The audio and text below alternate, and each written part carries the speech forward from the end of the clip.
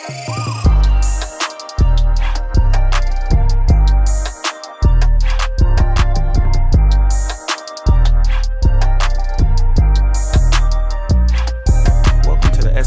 School of Music, where music education is prominent. Today we have another special lesson for the producer community. This time we'll be headed back out west for the second Nipsey Hussle tutorial. If you haven't seen the first one, go ahead and check that out. It's covering the Last Time I Checked song, going over every element, aspect of the beat. Okay, so today we're going to go ahead and slide back a little further to around the Crenshaw mixtapes and all that, and we're going to do kind of cover that style basically in the West Coast style, the hard West Coast style, the style that a lot of people also love Nipsey for. So we're going to get into that. We do this for the SPAnonymous School of Music. Producers, get yourself signed up. Go ahead and get the free consultation. An interview with me, it's free, and can consult with you and basically, see if we can get you signed up into the school where we go over every aspect and element of music, university level training for any type of style or whatever you'd like to do. So we'll go over music fundamentals and teach you how to read and write music, rhythm reading, sight reading, all the different types of things, and going into the piano and teach you how to play the piano and how to interpret classical music, play jazz music, chords, symbols, everything you need to know about music. Going over into music theory, of course, music theory guide, covering all of music theory, going very, very deep, using psychology, to go into the deeper realms of music. And of course, music composition, where we talk about instrumentation, instrumental techniques, compositional techniques, all the different things you need to know about texture and everything about composition so you can put the pieces together. Then, of course, production class, mixing class, and a whole lot of other stuff, and just tons of knowledge, wealth of knowledge, nonstop, for a lifetime, when you join. So anyhow, go ahead and get that free consultation so, you can learn from the best. Now, getting into this style about West Coast music. So this type of beat right here is like I said, the heart of the central, West Coast style, where you heard Nipsey Hussle talk about how when he was doing the song Rap Niggas and how P. Diddy had let him know, hey, the West Coast music, you're having real loud in the background, the atmosphere, very eerie type of sounds and high frequencies and things like that. That kind of has a lot to do out with the West Coast music, and so this type of beat is just that, where it's we're focusing on all West Coast elements, all West Coast vibes, and then making sure it's very eerie and very kind of loud. If you go back and listen to the Chronic albums, or where the Snoop Doggy Dogg, his first album, listen to Murder Was the Case. You also go check out Dog Pound and Dog Food, their first album, just all the eerie sounds and things like that. And so that's what we're going to do. So as you know, the first thing we're going to do is get into the tonal center and develop the tonal center. Of course, that's the first thing we want to do, because the tonal center dictates everything that can happen thereafter it's created. So it gives you the tonality of the beat, which key you're going to be in, which is going to control your bass. It's going to control the scale you're in. It's going to control basically everything you do from that point on, musically speaking. Okay, stylistically, would depend on the genre, right? Okay, so stylistically, we'll be doing things pertaining to and catering to the West Coast style of music. But, musically, everything is going to be based on the tonal center that we create. So let's go ahead and get into that. So what we have here, an eerie sound. Why not the organ, right? So the organ is always, going to work. So what we're going to do is we're going to put together a little chord progression. And here, what we have here is you can look at and analyze it, and you can see, so you have a G minor right here in root position. Okay, we have a G minor, and then here in the right hand playing a chord where also it's a G minor, but it will be in second inversion. Okay, so it's in the second inversion. Here's the fifth of the chord, the root, and then the third on the top. So what this gives you is a very nice sound, because you will have from the top note and the bottom note, you'll have a third, a minor third, so it's good quality interval. And then also we have a cool effect here in the middle. If you notice, what I did was we did the octave locked inside of the chords the whole way through. Okay, And so this G minor chord is just a triad, and it's going to go to a D minor chord. So it's a very simple chord progression, okay? And we're in the key of D minor, and it's a 4-1 chord progression, okay? So in the key of G minor, the relative major is B flat major, all right? So it's pretty much a B flat, excuse me, D minor. The relative major is F major. So it's a F major, D minor type of thing going on here, which means that you will only have one flat. Here they have it as A sharp, but it's technically one flat. It's B flat, and that's all you'll be dealing with here. And then we're going to show you something pretty interesting that takes place a little later. So anyhow, so we have this chord progression, and what else to know about it is that when we put the octaves inside, it's just emphasizing the tonal center, which is D minor. So it's really, really nice, and we want it to be eerie and loud, so it's going to work out. And yeah, we doubled the chord basically. You double chords for power, to reassert, you know, whatever chord it is. So here, if it's like a G minor 7 going to the D minor, all we're doing is adding more power. So Beethoven was a master of this, doing double chords and playing, you know, chords and one hand in the other, and making big sounds, and then writing them big chords in different frequencies with the orchestra as well. So this is a technique that's been used for a while. It's very, very helpful and useful. So you can play the same notes. You don't have to worry about extensions and the complexity of the chord. It's just an inversion and adding power. So anyhow, so there's our chord progression, and let's get into it and take a listen.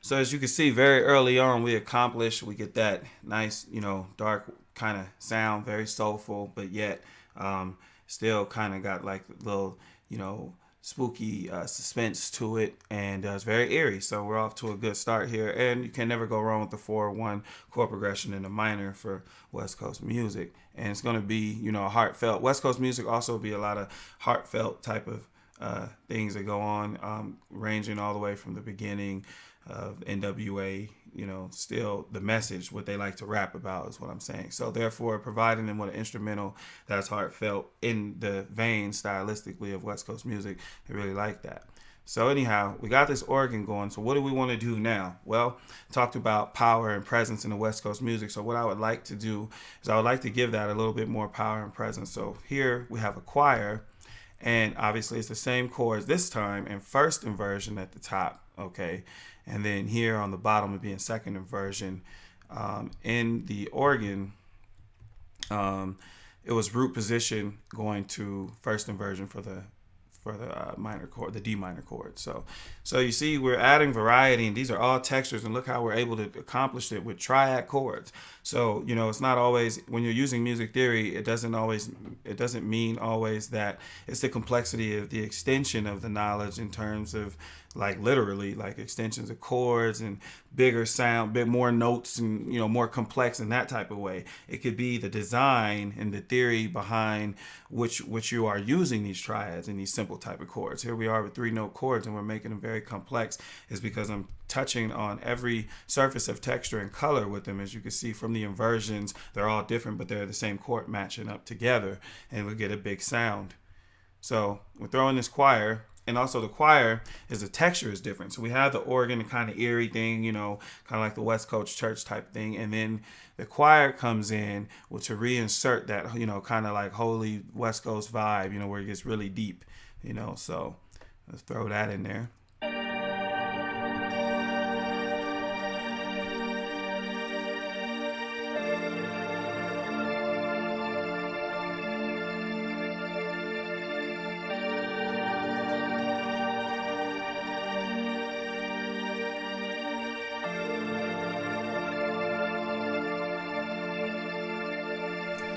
So as you can see, that set the whole table. So we got our tonal center, We're in the key of D minor.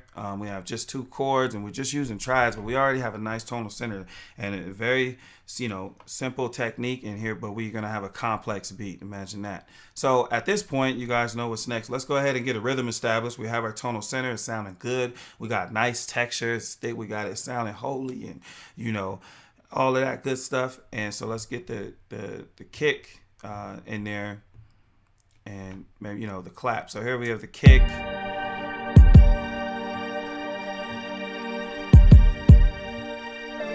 the clap.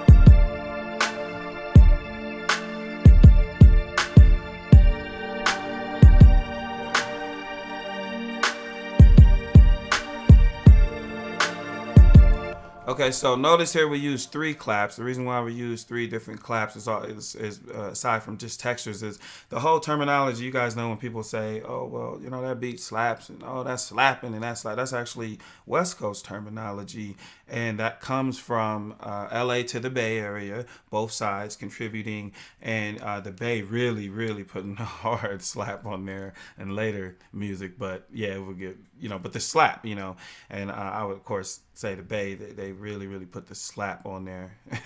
But anyway, that's where that comes from. Man, that shit slap. It's the way the clap hits and just it be coming. And West Coast takes on a lot of hyper tempos at times as well and stuff like that. But even when it doesn't, it has a slap. Remember Dr. Dre, will have the drums and he have a nice slap to it. Always boom, do do, and you'll just be like, yo, it ain't even that many sounds here, but that slap, like it's slapping so hard, Now this doesn't mean, guys, don't get out of hand out there, it doesn't mean make it loud. I didn't say it meant how loud it was. It does hit nice and firm, but it's just the slap, like the texture and real quick, nice little, pop to it, right? So anyway, we make sure we get we layer it up here so we can get it. But it's not about a volume thing, right? Some of these, obviously, the volumes are balanced out. It's not like they're all loud and this is one big clap. So it's all texture. You put the textures together, you blend them in, you mixing them, it's like a potion or whatnot.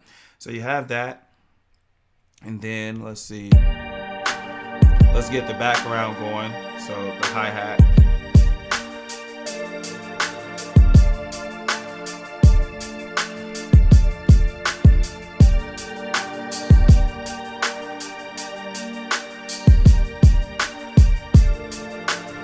So as you can see already, you already feel the vibes. The beat is there. It's already there for somebody to rap. If you know the West Coast sound, they want to get off. They want to get off the stuff off their chest. It's not really a bragging type of thing. It's some stuff they really want to say about their life and to the people that's listening and to their listeners. They have a different type of effect. Not all West Coast music, but I'm just saying in this style that we're doing here, that we're covering, is the deep thought, kind of gangster West Coast music, storytelling, gangster West Coast, very hard. So anyhow, we'll throw some toms in there. Let's get continue to work on the rhythm a little bit.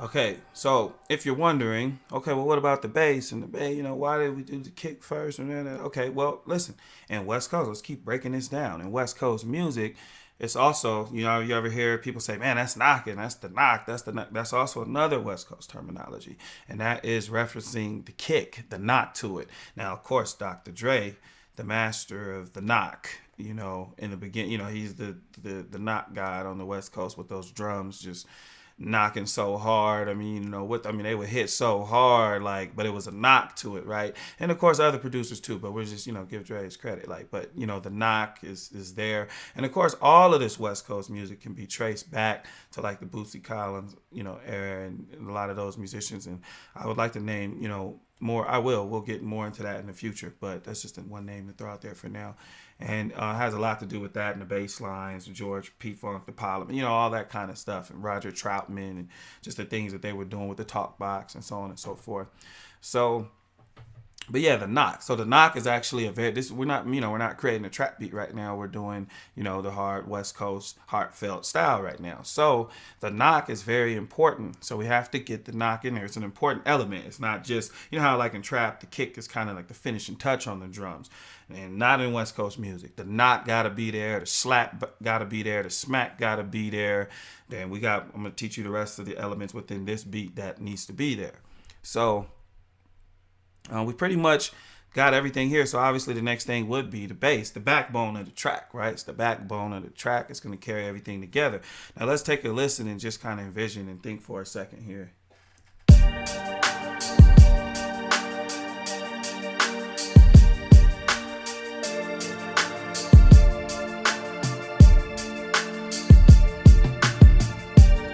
Okay, so West Coast bass line, is different from other types of bass line.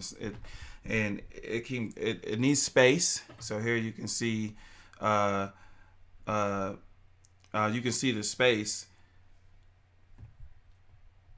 here, okay, and then here, and then here. So there'll be space, and then of course the space is from here to here, right? The fact that this is not an 808, it's a bass, and this is how long the note duration is basically. So also notice that too, it's not an 808 drum. A lot of West Coast will play the actual bass and bass guitars and things like that. It just gives a funkier vibe. Remember, the West Coast is coming from like a funk, right? That's why they call it G-funk in that era, the G-funk era, so it's all funky. And shout out E-Man, shout out Emmanuel, and he rest in peace. He was one of the originators, playing all the keys on the Gin and Juice, and playing all the keys on Snoop Dogg, What's My Name. So we just lost the West Coast master there, so rest in peace, rest easy. So anyway, these are the masters of the West Coast style. Now let's get into this bass. I'll just let you hear it first, and we'll just continue to break it down, because this bass is extremely important in West Coast, but in a different type of way. Not so much that it blasts, but with different, type of elements that are important. And we're going to try to, or we are going to break that down.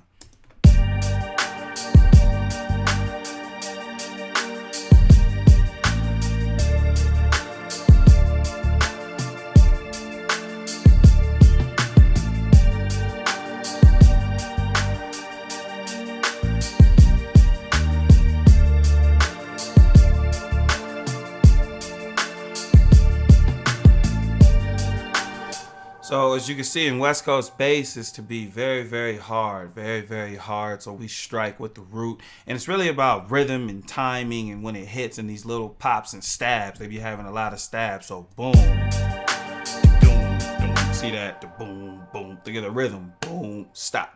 Doom, doom. See the rhythm? So it's not a lot of boom, boom, boom. Where in trap, a lot of time the bass rides out, right? Long 808, we let it ride out. Well, not here in the West Coast music as so much. Maybe in the modern, you might hear something, but this is the real gangster, core of it. It goes this way.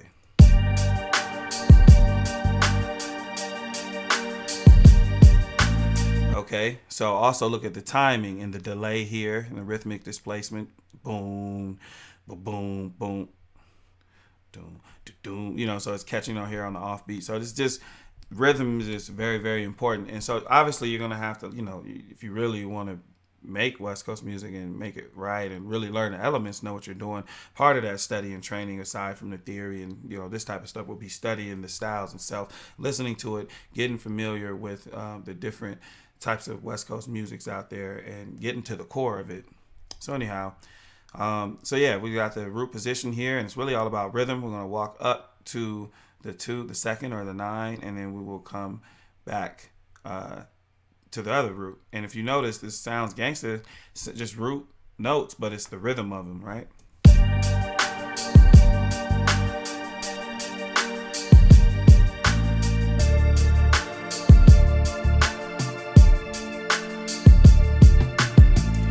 So I want you to think of this. Think of like a bass guitar. When he's playing, it's like it's alive, right? Look at these velocities here, right? I played all of this in, like it's alive. And a bass player is not, he gonna have some soul inside of him, you know what I mean? So he play like boom, but doom doom boom boom boom doom boom cha doom boom do do. But like, you know what I'm saying, you gonna have that feel to them. And then look, when we get over here,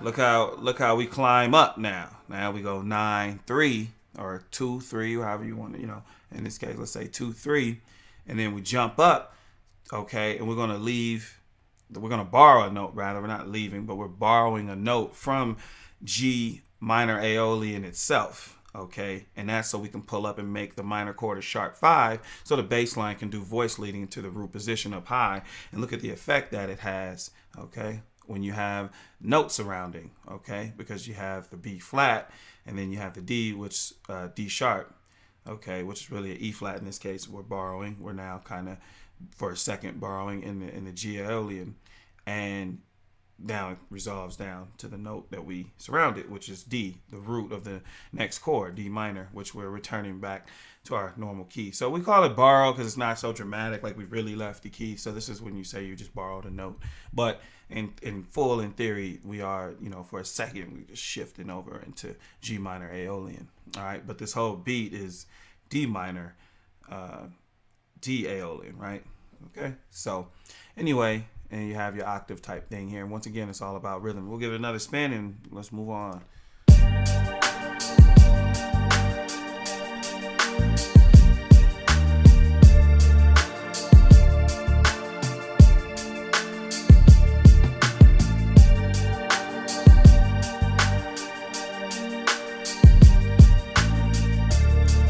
All right, so that's pretty tough, man. That's some pretty tough stuff. So if you could hear it, somebody would rock with that, and you already know you can hear probably a little lead, a couple things coming in. So we're gonna show you now how to decorate. Excuse me, screw it right into the mic. But how to decorate the track from that point on. Okay, and so basically now you see why I said creating that tonal center is so important, because once we had that, we had to put, you know, establish the rhythm of the beat, and then the bass, remember, is one of the most unique things of all time in music, because it can give you tonality and rhythm. It establishes both. So with the bass, we were able to establish a groove, what we call a groove and a feel, and, you know, the actual chords, what they will end up being with the bass note, because that dictates the chord. And at the same token, we were also to establish some rhythm from it, right? So it's, the bass is that's why it's so important, right? You know, psychologically going into, you know, those realms. That's why it becomes so important. Now, to decorate, when we create our tonal center and we're in D Aeolian, okay, which is like F major, all right, which is the relative major of D minor, and D Aeolian is D natural minor, basically. Okay, it's the same thing. And from that point on, you know your scale. Okay, so F major, F, G, A, B flat, C, D, E, F. Okay, and here, let's get it. Let me. I'm assuming this would be the next sound, but look. Okay, so F, G, A. This is B flat. Okay, and then C, D, E, and then F again, and then you're just starting on D. Okay, and you're just starting on the 6th scale degree. And that is your relative minor. That is the Aeolian mode. All right, that's what mode that we're in. Okay, so anyway, that's the notes that we're going to choose from when we're creating more and more melodies and stuff like that. And we keep in mind, now I'm going to turn this into like a modal type of thing. Even though there's a little chord progression, I'm going to reverse things. And the melodies and my ideas musically are going to be modal ideas, meaning that I'm not going to adhere to the chord progression. You understand me? So let's take a look at here what we have here. For instance, you can tell by looking at it that it's not adhering to the chord progression. How do we know that? Because it's the same pattern repeated over and over again for the most part. And we'll see that there's a variation at the end. But for the most part, you can still see it's just a variation. It looks like a held out note, and then it gets back to what it's doing. That being said, we know the chord changes, okay? And notes are changing in the chords, 2 different notes. So that's how we know I'm not adhering to the chords. I'm just creating a musical pattern based on more of a modal idea.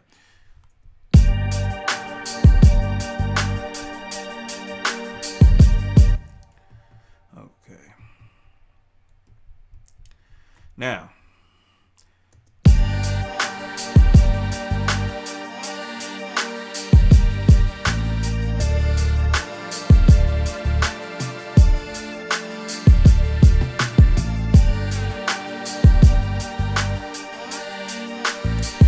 Exactly. So what we have here is a more of an imitation of like a vocal effect. So you see it's titled Roger Troutman. So it's like more of a vocal effect, has nothing to do. Of course, you're going to be within the guidelines of theory. That's why theory is really important, because it can even help you make these decisions where you are basically veering away from the strictness of, you know, being around a tonal center, and you can kind of break away from the chords a little bit. Here we're going for making sounds. Later in modern piano and music, and the orchestras and composers and writers, what they would do is, since they knew all the theory and things were out there already and things had been done, they started to focus on the type of sound that was made. Meaning, imagine, okay, yeah, we could write this note and this melody pattern for the violin and the bassoon, but what if we focused on the violin and the bassoon itself and the type of sounds that it could make, you know, just for the texture of the instrument itself. So let's focus on special effects that the bassoon and the violin could do, rather than just the musical pattern written. So this had been going on in music for a long time. And then of course jazz, right, with wailing, they would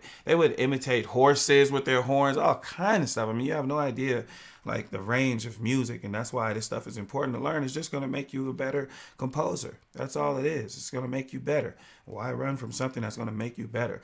And you know, they say some people don't want to be better, and I hope that's not the case. So anyhow, here we have wailing right here, wailing, and we're going for a vocal effect. So ba da da, and in West Coast music, right, is from the G funk and a lot of the wailing and the talk box. So here we're imitating that, and we're getting that West Coast feel out by putting those vibes in there, and that's what really just, you know, gonna take it. If you know your West Coast elements, you know that this is taking it straight there, like all the way. Every element so far is built up and it's in the right place. Okay, so here we're wailing, and so we're gonna take we're going to take our tonic, we're going to float it down, okay, to the fourth, okay, and we're going to use, just go down scalar. So this is a roll, right, ba, ba, da, and this is a special effect, ba, da, ba, da, okay, so special effect. All of these stuffs are played in, right, no clicking.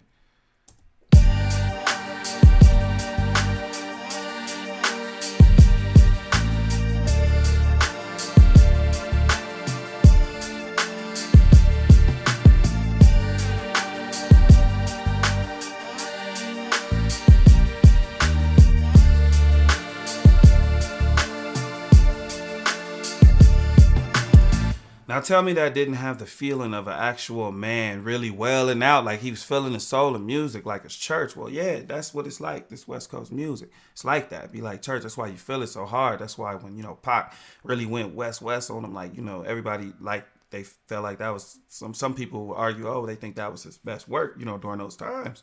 So it's the West, you know, the West Coast vibes and feels is crazy, you know, and West Coast music has always been relevant. It's never left. All right, so now we really West Coast. We got the bass feel with the stabs and the gangster feel, the kicks is knocking, we're slapping, you know what I'm saying? We got the eerie sounds, we got the choir, we over here sounding spooky, we got all the vibes down, ready to tell a West Coast gangster story. Let's continue to decorate.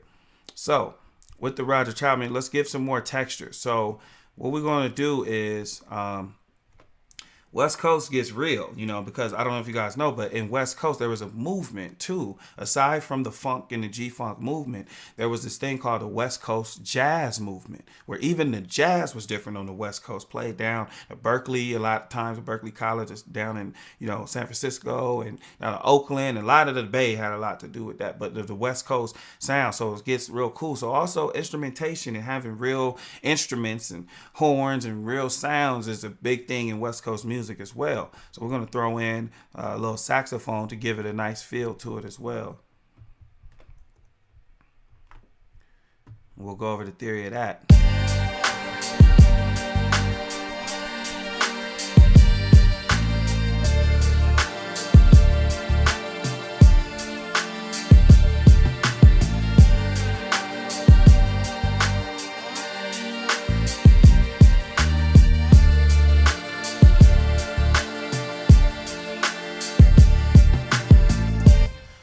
Okay, so and by the way, this is a soul beat. This is a real beat. This ain't no, I don't do all that making up, you know, 1,000 beats and for these purposes. I don't do, this is a real beat that's been sold, that's been out there, generated income, funding, all of that type of stuff. And we're teaching that to you. So we're also making sure that the music that we are teaching you guys is top notch. So you're not learning no duddy, no dud. We don't do that.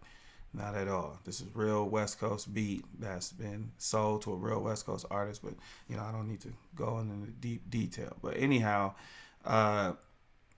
look at here. We got the saxophone, and notice how when it was wailing with the Roger Troutman, it really gave you these deep, strong vibes. Now let's go back to the Nipsey Hussle and P. Diddy conversation where P. Diddy was telling him, hey, you know, let's get it louder up in there. Let's get the, and man, Rap Niggas to me became a masterpiece because of that. Like I hear that West Coast, like it really hits me now when you go listen to the Nipsey Hussle Rap Niggas. So if you listen to this beat, this is like the Blue Laces, all right, on the Crenshaw, the Blue Laces, and here you really get the loud vibes down. So that's why we're continuing to add nice, and the textures are right, different instrumentation and stuff to make sure we getting that just strong vibe. Like we'll max them out, you know, in the ears, you know, but in the subtle type of way that the West Coast music does.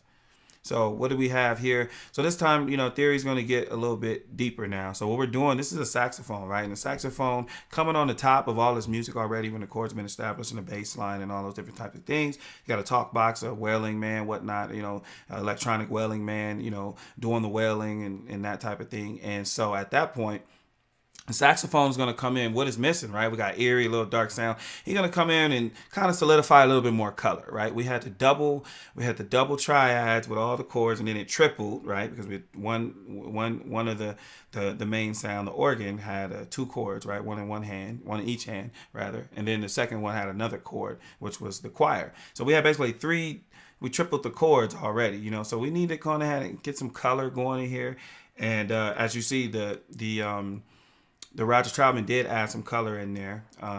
And so if you guys want to get into the tones and stuff here, the way this works is on the G minor chord. This is a quality tone and this is a coloration tone because it's an extension, it's the 11th, okay?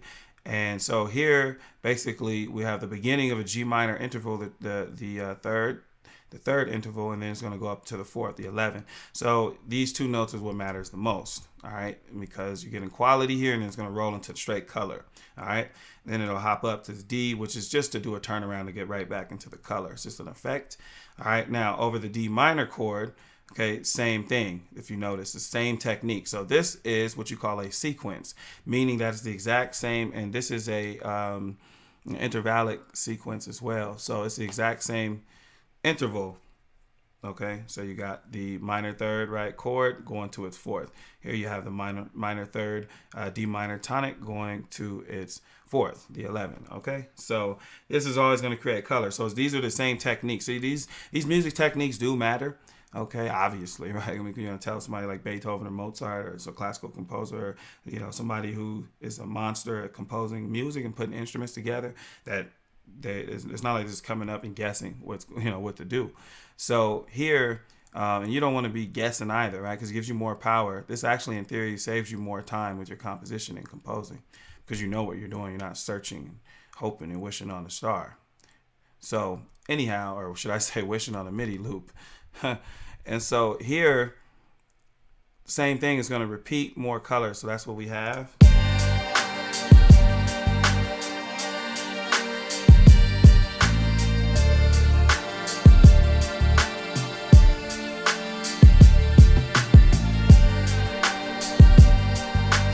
All right, so we're pretty much done wrapping up the beat here. Last thing we're going to do, right, for some you need the color, is we're going to add this piano. So we're just going to, you know, take it over the top basically by bringing in the piano, and this piano is just but be about effects, okay? Because you see, it's not trying to over add. It's all about texture. All right, and we're going to make this a very, very deep, soulful beat. So here, these are piano rolls, and we play a little piano. If you wonder how this is done, you use the pedal, you know, for something like this, okay?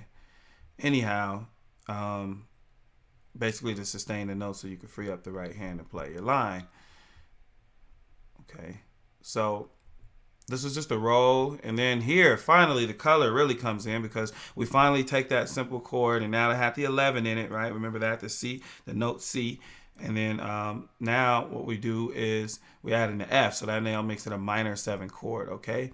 And then, here goes the 9. So now we got a big 11, minor 11 chord. And this is how a composer would do it. You know, towards the end, he'd fill out his textures. And that something that started off so miniature and complexity has now become very complex in that way, done with a great deal of ingenuity, you know, the way it's put together, okay? And then, you know, now we can roll all the color down, which is basically running down the scale. And then this is like a arpeggio of the G minor, which is really, really nice. Okay, but the 9 in it, all right, at the end to give it that color, and then rolling back up, and here goes the sharp. That's just a very beautiful roll here. And then to the same thing here, okay, now that is going to become, here's the C, so that's now a minor 9 as well. So these are 2 minor 9 chords. Okay, and if you notice what's really taking place here, what am I playing? You say, well, where's G? How is this a G minor 7? It doesn't need G. Remember, the G was in the bass. All right, this is the concept of a jazz musician and some great classical composers. So what we're playing here, remember, any major chord is a minor, okay, from the inside, and vice versa. So if this is a minor 7, minor chord, G minor, then it's going to be a major from the inside. So what kind of chord is this? Well, look, this is B flat, F, A natural, B flat, D, F. This is a B flat major 7 chord being played here. But when it's all put together and you hear the bass, it's a G minor 11. See, this is all compositional technique. Take your music to the next level. I ain't gonna lie to you, but you ain't getting this nowhere but the SPAnonymous School of Music. So, you know, get that consultation, interview, and, you know, make it work. Now here, same concept, making the chord very big, and there's going to be some rhythms inside. No variations, just rhythms. So we'll listen for the rhythms. And here we go up a little bit. So let's take a listen.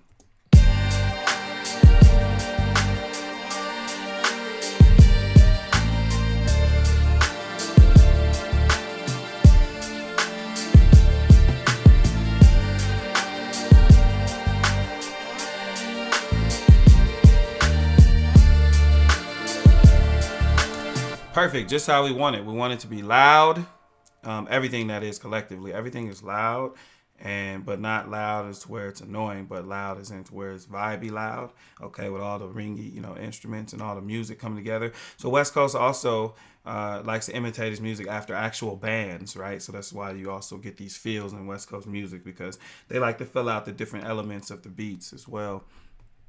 Anyhow. And remember, this is just this style. This isn't all West Coast music. You know that. We know that. So but in this hard style, eerie style, this is what's going on. So anyway, we get the textures down. That was the purpose of the piano. It wasn't really so you could hear a special melody, even though this piano melody ringing down, descending, then back ascending did sound very beautiful.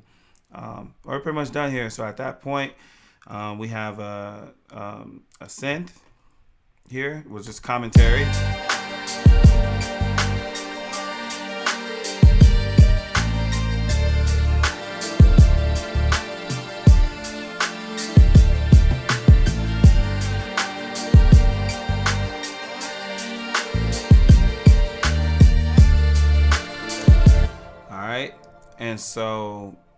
And then there's some type of ambient effects here.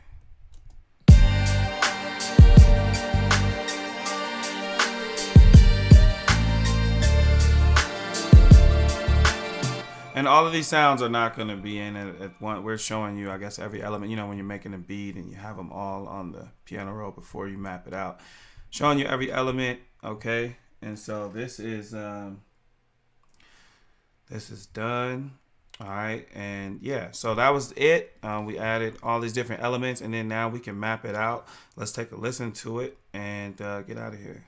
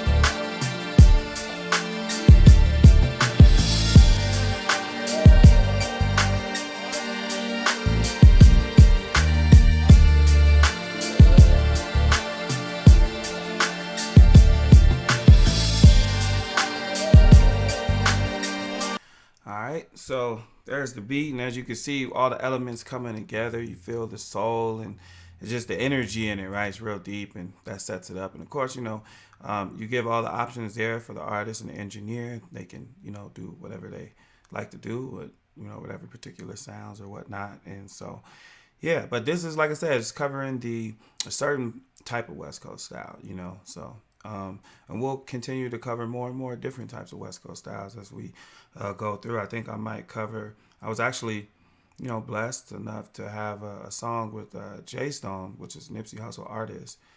He's really, really hot. Check him out. He's with All Money In and Nipsey Hussle.